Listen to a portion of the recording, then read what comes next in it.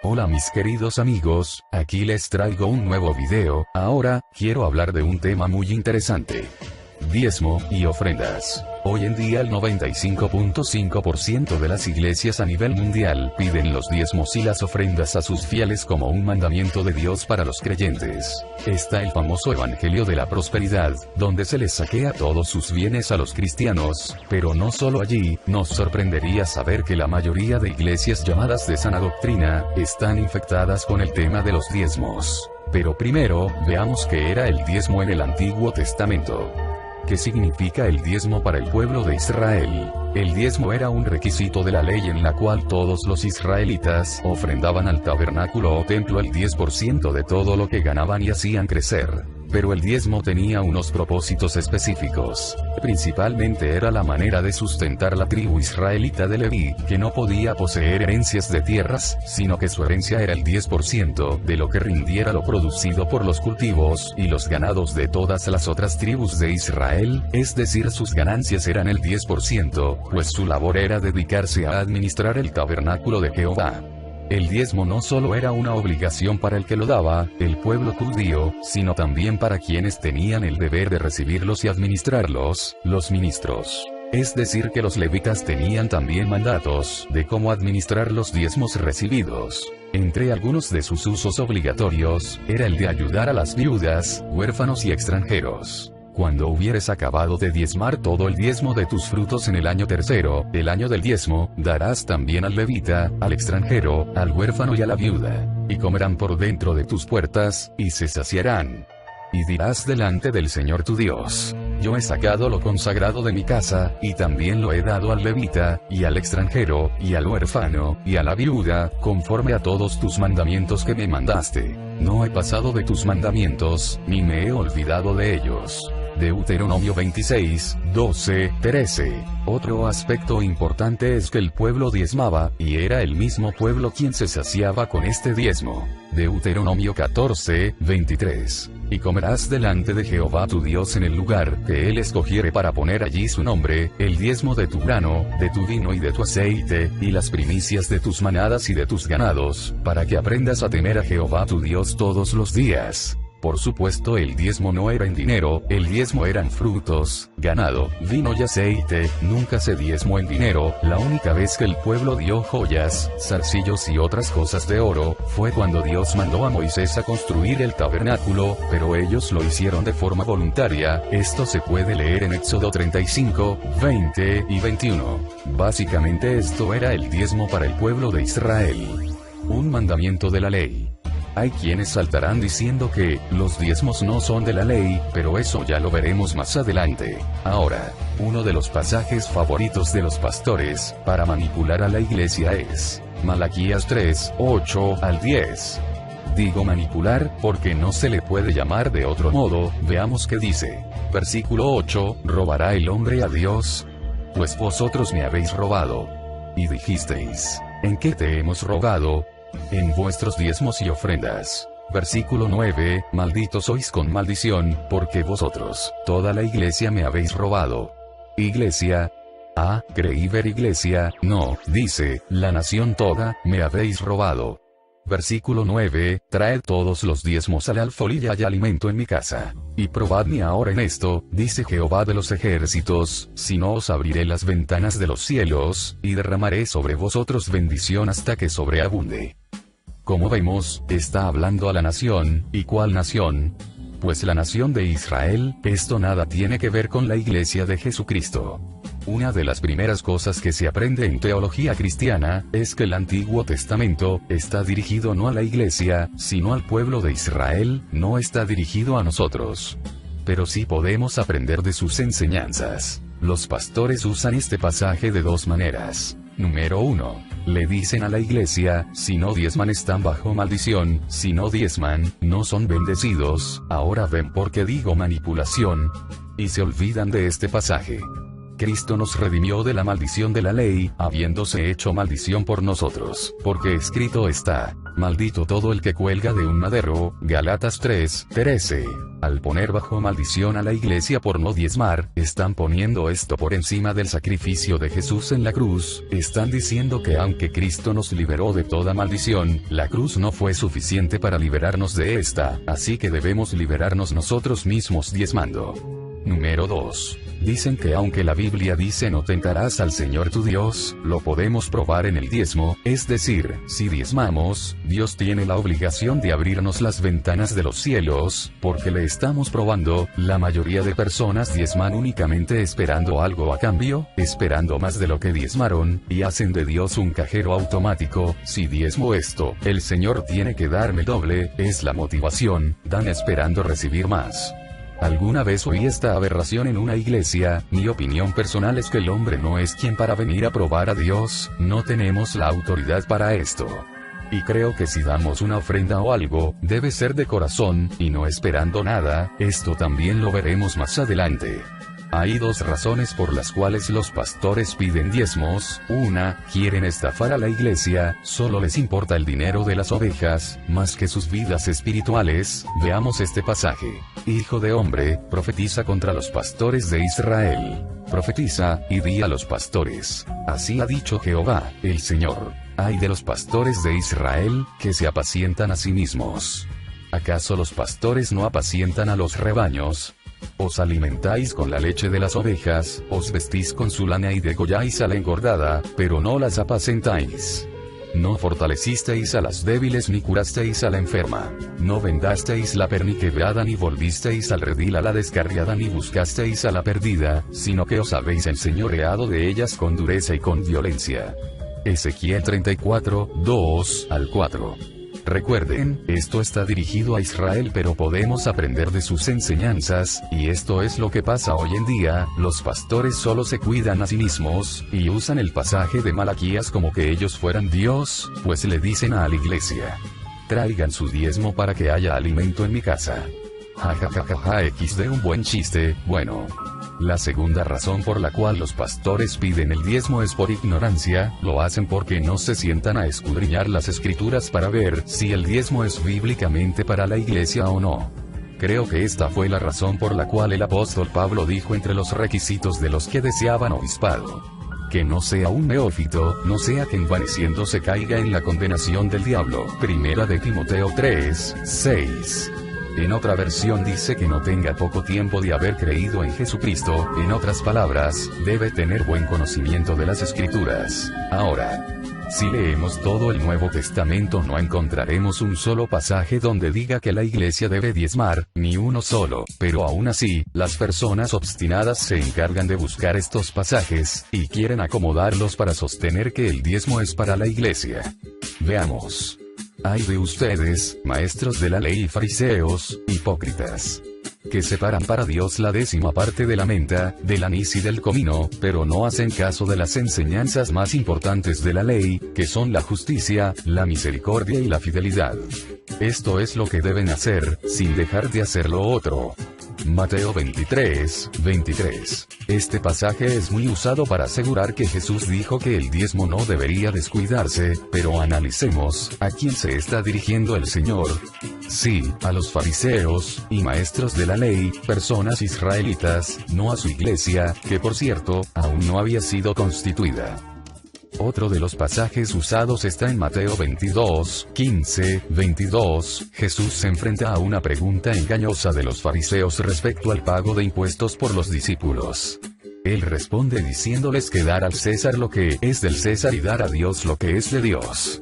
Lo que le correspondía al César eran impuestos debidos, por lo que los cristianos deben pagar sus impuestos. A Dios le corresponderían los diezmos debidos, por lo que los cristianos deben pagar también los diezmos. La cuestión principal de este texto es, la frase lo que es de Dios se refiere al diezmo. El contexto deja claro el referente. Los intereses de Dios y los pensamientos de Dios. El contexto actual es muy ambiguo. La única pista de que podría referirse al diezmo es el entendimiento de que el verbo griego traducido dar, apodidomi, significa devolver o regresar. Sin embargo, no tiene mucho sentido entender que ese verbo significa que en este contexto hable de los diezmos, ya que el pago de impuestos al César no fue devolver. Por lo tanto, el punto principal de este texto en el contexto del Evangelio de Mateo que debe dominar, es que los cristianos no deben apartarse de sus obligaciones para con Dios, al mismo tiempo que dan al César lo que es del César. El siguiente pasaje se encuentra en Hebreos 7, demuestra que los cristianos deben diezmar. Explica que Abraham pagó diezmos a Melquisedec. Dado que los diezmos se debieron a Melquisedec y Jesús está en la línea con Melquisedec, los diezmos se deben a Jesús ahora.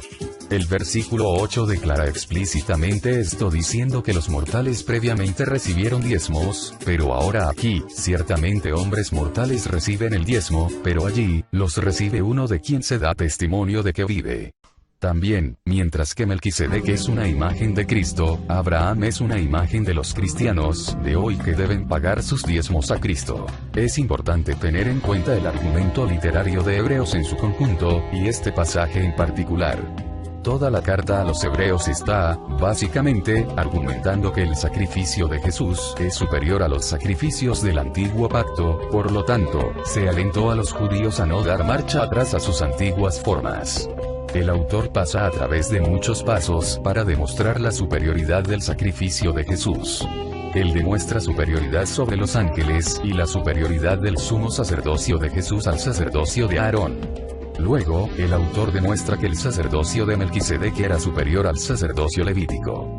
Luego, sobre la base del Salmo 110:4, el autor muestra que el sacerdocio de Jesús y el sacerdocio de Melquisedec eran de la misma especie. Dado que el sacerdocio de Melquisedec se acaba de demostrar que es superior al sacerdocio levítico, el sacerdocio de Jesús es superior al sacerdocio levítico. La sección de Hebreos 7, 1 al 10, está tratando de probar que el sacerdocio de Melquisedec es mayor que el sacerdocio levítico. Los tres primeros versículos de Hebreos 7, 1 al 10 tienen un tema principal. Melquisedec permanece sacerdote para siempre. Este texto no se trata de una aparición preencarnación de Jesús o si Melquisedec es Jesús. En el versículo 4 hay un cambio hacia la siguiente fase de la discusión, se proporcionan las pruebas. Tres razones para apoyar el argumento de que el sacerdocio de Melquisedec era mayor que el sacerdocio levítico. En primer lugar, Melquisedec es mayor que Abraham, porque recibió los diezmos de Abraham. Puesto que Leví y Aarón fueron descendientes de Abraham, se ha demostrado la superioridad de Melquisedec sobre ellos. En segundo lugar, Melquisedec bendijo a Abraham, y el mayor siempre bendice al menor. Tercero, los sacerdotes levitas comenzaban su servicio en el templo a cierta edad y entonces dejarían de servir. Ellos finalmente morían. Israel pagó diezmos a los sacerdotes que iban a morir, pero Abraham pagó sus diezmos a un sacerdote que vive, Melquisedec. Este último punto es importante porque el versículo 8 habla de Melquisedec, no de Jesús. El versículo 8 no declara que Jesús recibe los diezmos, sino que el contraste es específicamente entre sacerdotes aarónicos, que recibieron los diezmos y murieron frente a Melquisedec, que recibió los diezmos, pero murió. Hebreos 7:3 dice que Melquisedec tiene sin padre, sin madre, sin genealogía, no teniendo principio de días ni fin de vida, y que permanece sacerdote para siempre. El autor solo dirige su atención a Cristo en el versículo 11 y en los siguientes versículos. Además, ¿es Abraham una imagen de los cristianos que dan diezmos hoy? Si Abraham fue pretendido ser una imagen de cristianos pagando diezmos hoy, ¿qué pasa con las inconsistencias entre su acto de diezmar y lo que se enseña hoy en día? En primer lugar, el diezmo de Abraham era voluntario, no obligatorio. La Escritura nunca declara que se requiere dar un diezmo, o que se le ordenó darlo. En segundo lugar, el diezmo se da como una acción de gracias a Dios por su victoria en la guerra. Esto es muy diferente de la imagen del diezmo en la ley mosaica. Por estas dos razones, no es válido decir que los diezmos no son de la ley. Por último, la principal objeción, el autor de Hebreos no estaba tratando de argumentar a favor de la continuación de la práctica del diezmo en este pasaje. El tema de la continuidad o cese del diezmo es totalmente irrelevante para los propósitos teológicos del autor en Hebreos. La referencia al diezmo en Hebreos 7 es ilustrativa y no prescriptiva. La conclusión, la acción de Abraham no tiene relación con la última legislación mosaica de los diezmos, y esto no es una preocupación en Hebreos. Para no extenderme más en este punto, mencionaré rápidamente el pasaje de Lucas 18:12, donde Jesús cuenta una parábola donde habla de un fariseo que diezma. Una vez más, habla de un israelita, un fariseo, no de un miembro de la iglesia. Pero Dios, que es muy sabio, y lo sabe todo, no deja nada al azar, así que a través del apóstol Pablo, puntualizó cómo debían dar los cristianos, cómo debía dar su iglesia.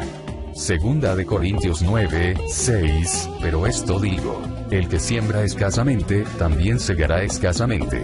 Y el que siembra generosamente, generosamente también segará. Versículo 7, cada uno dé como propuso en su corazón.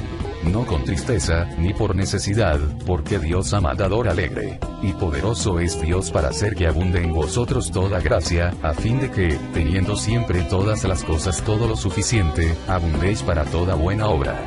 Versículo 11.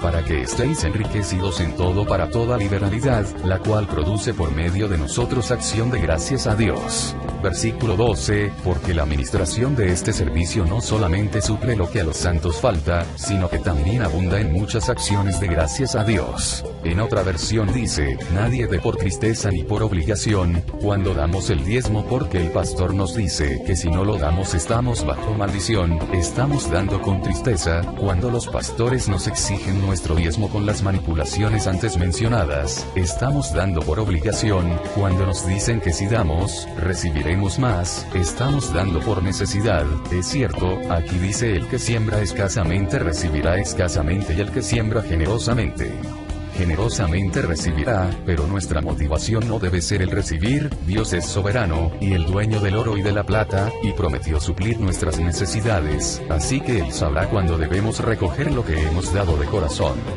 Pero alguien dirá, o sea que, la iglesia no tiene la obligación de dar. La respuesta es no. Recuerden, nadie dé por obligación. Dios ama al dador alegre, no al que da porque se le impone. Dios quiere que demos una ofrenda porque nos sale del corazón, porque queremos ser generosos, no porque nos es impuesta carga. Simplemente nos acogemos al mandamiento de Mateo 6:24, donde dice que nadie puede servir a Dios y a las riquezas. Por eso damos, porque demostramos que las riquezas no son importantes para nosotros. Y también el mandamiento de Mateo 6:19 y 20, donde se nos manda a no hacer tesoros en la tierra sino en los cielos. Otra de las cosas que nunca he entendido, es por qué en las iglesias, se impone el dar el diezmo en sobres. ¿Cuál es la razón? Y no solo eso, sino que se debe poner el nombre, en algunos casos el teléfono. Me parece una estrategia solamente para controlar quién diezma y quién no, algo sin sentido, pero bueno, no hay mucho que decir sobre este aspecto.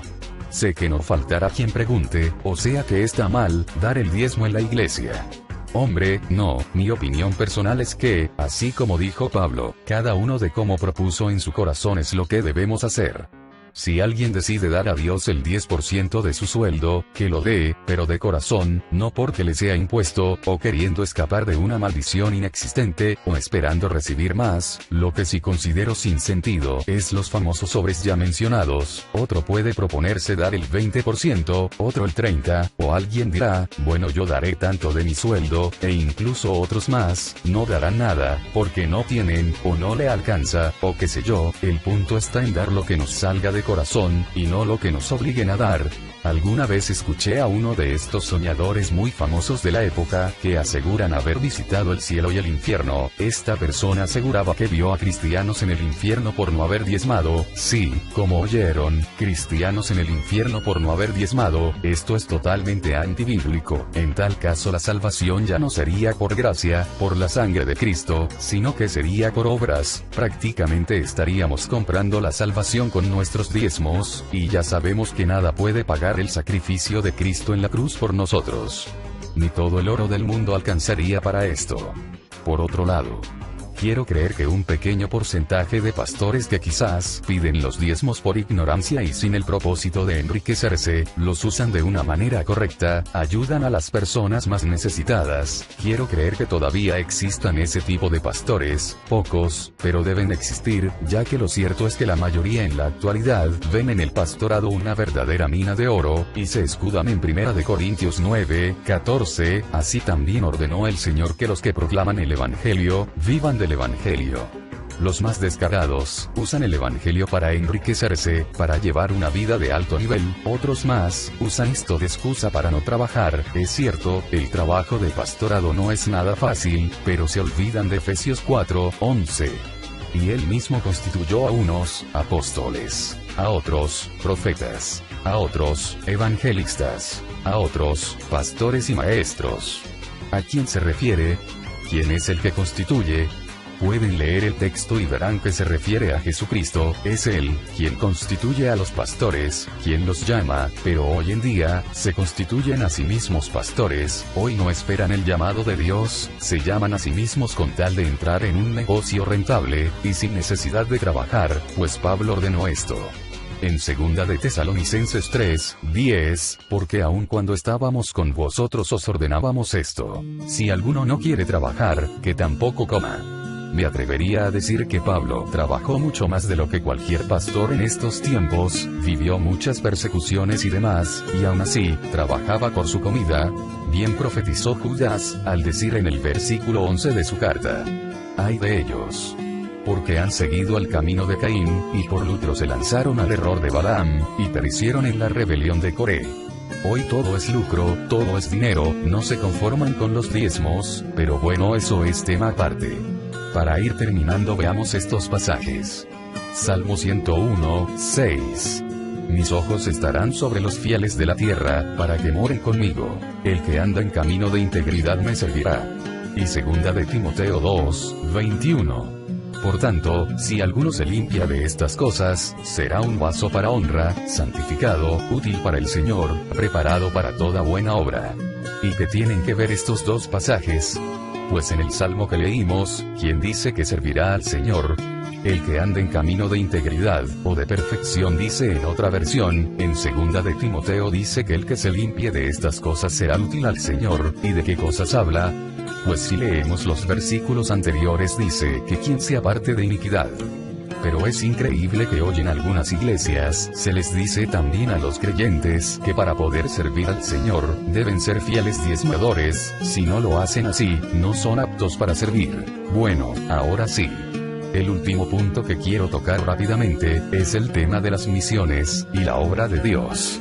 Como dije, quiero creer que aún existan pastores que aunque piden diezmos, los usan correctamente, pero otra de las frases para exigir los diezmos, es, invierte en la obra de Dios, o, sin tu diezmo, la obra de Dios no puede continuar, y nada más alejado de la verdad que esto. Dios y su obra no están sujetos al dinero de los creyentes. Lo voy a repetir, Dios y su obra no están sujetos al dinero de los creyentes, dinero que por cierto es del Creador. El hombre es el que está sujeto a Dios y no al contrario.